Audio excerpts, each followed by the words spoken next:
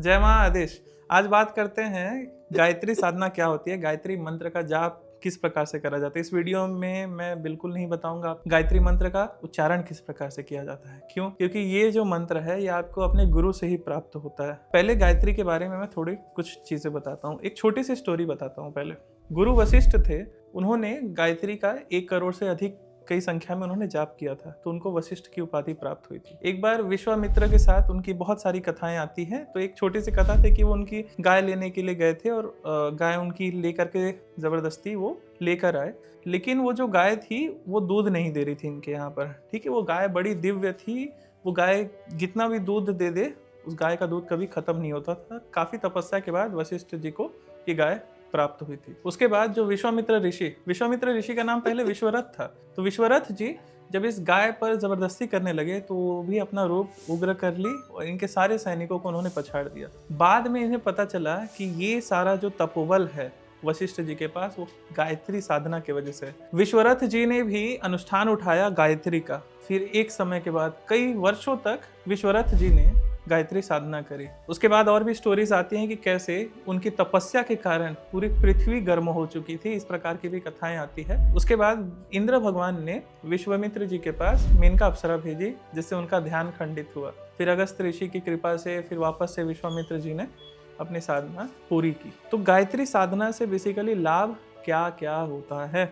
अगर कोई स्टूडेंट गायत्री माता की पूजा करता है, उनकी साधना करता है, तो उसे बहुत ही ज़्यादा प्रज्ञा, ज्ञान, बुद्धि का विकास होगा। साथ ही साथ उसकी मेमोरी पावर बहुत ही ज़्यादा बढ़ जाएगी। ये साधना कोई भी गृहस्थ, कोई भी सन्यासी तो करते ही हैं, कोई गृहस्थ है या फिर कोई स्टूडेंट है, तो कोई भी ये साधना बिल्कुल बिल्कुल बिल्कुल आराम से कर सकता है। बस शर्त एक है, आपके पास गायत्री दीक्षा देने के लिए एक योग्य गुरु हो जो स्वयं गायत्री में दीक्षित हो। उसके बाद आपको पूर्णतः सात्विक ही रहना है। जब तक आप सात्विक नहीं रहोगे तब तक आप गायत्री साधना करने के योग्य बिल्कुल भी नहीं हो। आप सोच भी नहीं सकते।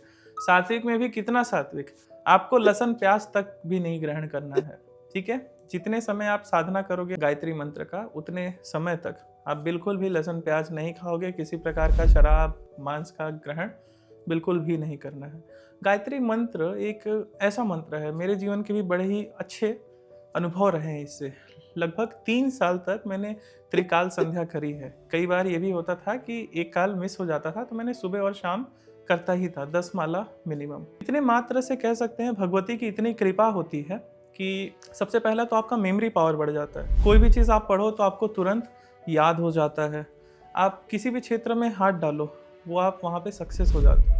अगर आप जिस भी कार्य सिद्धि के लिए संकल्प लेते हैं, जैसे कि आपने संकल्प लिया कि आप कोर्ट कचहरी में विजय प्राप्त कर लें, या फिर कोई आपकी प्रॉपर्टी बिक जाए, कोई रोग ठीक हो जाए, ठीक है, कोई एग्जाम निकल जाए, अगर आपने उचित संख्या में आपने माँ गायत्री के मंत्र का अनुष्ठान उठा लिया और उसे पूर्ण कर लिया सात्विक रहते हुए गुरु के मार्गदर्शन में, तो वो काम आपकी अवश्य ही सफल होता है। वो शर्त मैंने आपको बता दिया, आपके पास योग्य गुरु हो और आप सात्विक ही होने चाहिए। ठीक है, तो योग्य गुरु कहाँ से ढूंढे?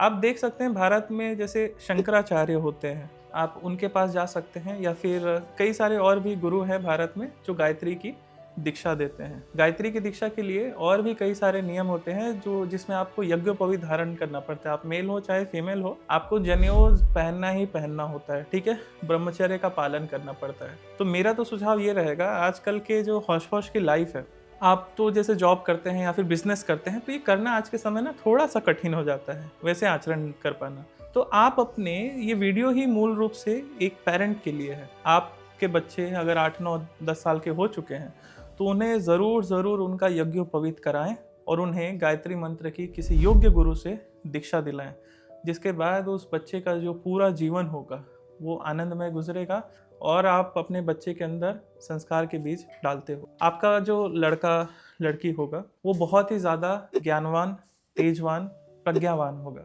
साथ ही शरीर से भी वो काफ़ी बलवान होते जाएगा। क्यों? क्योंकि गायत्री जो है वो इस प्रकार का आपको विवेक देती है जिससे आप अपने शरीर का ख्याल रखना, सारा कुछ आप एकदम बैलेंस हो जाता है। सुबह लेट उठने की आदत है वो ठीक हो जाती है। अन्य बहुत सारे लाभ हैं जो एक बच्चे को मिलते हैं। तो आप भी अपने बच्चों को अवश्य ही गायत्री दीक्षा दिलवाएं और उसे एक ज्ञानी पुरुष ज़रूर बनाएं। जय माँ आदेश।